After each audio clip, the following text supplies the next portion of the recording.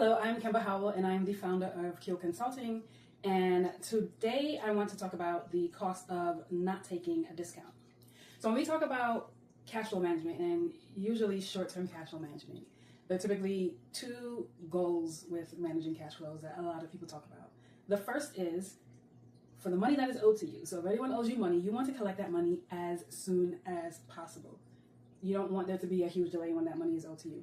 The second is typically you want to delay payables as long as possible. So you want to get as close to that due date as possible because you want to hold on to your money even longer.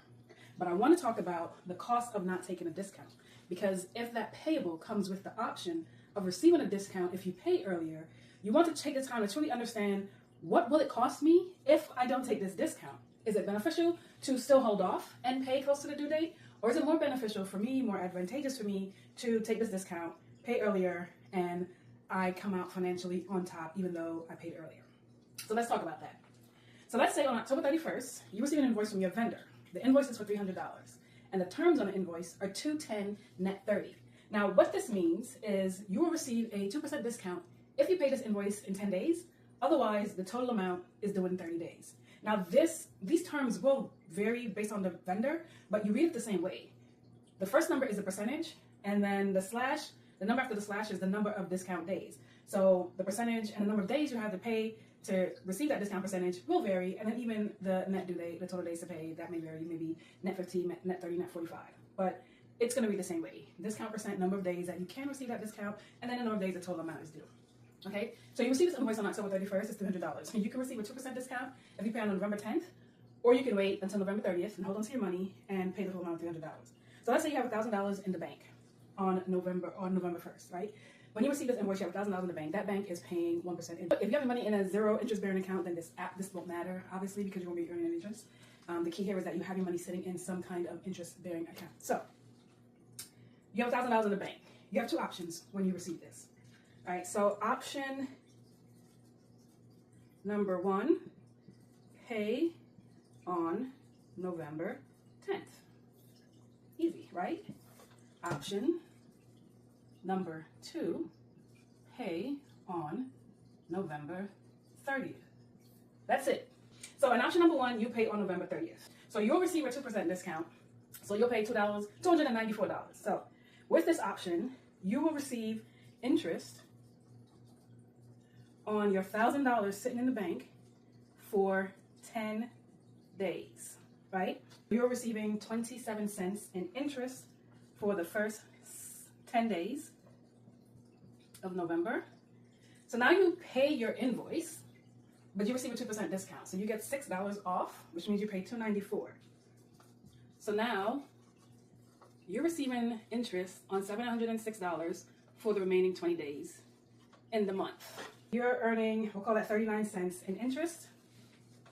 You have a total of 66 cents in interest paid, plus you have your balance of $706. So your balance on November 30th is $706.66. That's option number one. Now let's talk about option number two. You get the invoice, like a 2% discount, it's only $6. It's not worth it. I'll wait until November 30th and I'll pay on the 30th. So you pay on November 30th.